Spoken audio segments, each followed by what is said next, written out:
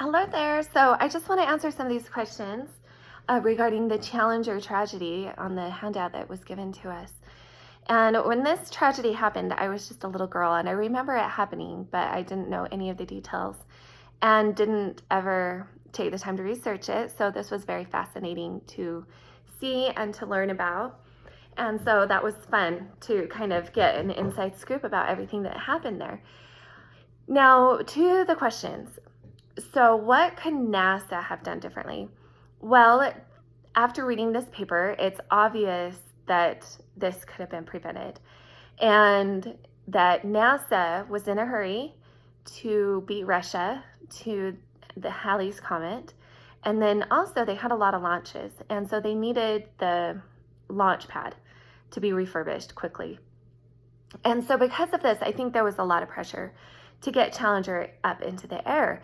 But where NASA kind of messed up and where they could have done something differently was to trust the engineers that they had hired.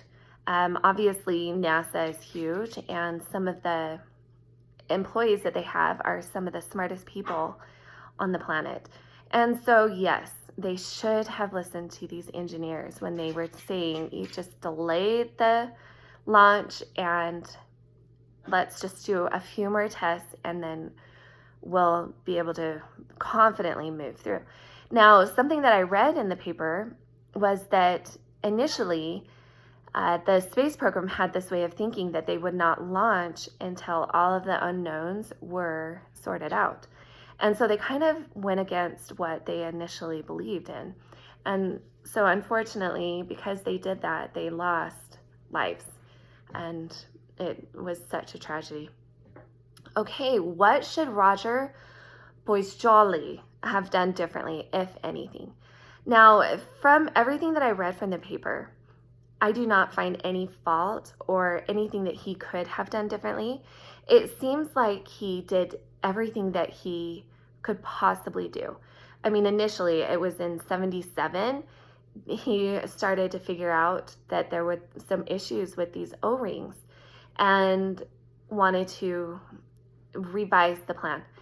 And it just fell on deaf ears. And he actually kind of complained about that, saying, hey, listen, the managers aren't listening to me.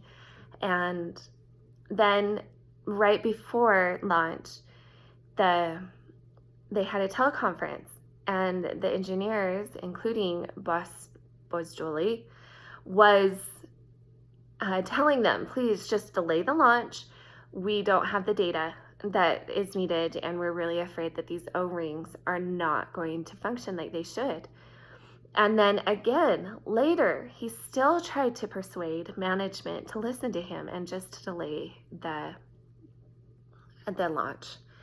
And so for him to have any fault in this or to see if he could do anything differently, I don't think that there's much that he could have done differently, considering that he wasn't being listened to. I mean, so the last question, what do you as the student see your future engineering professional responsibilities in relation to being both loyal to management and protecting the public welfare?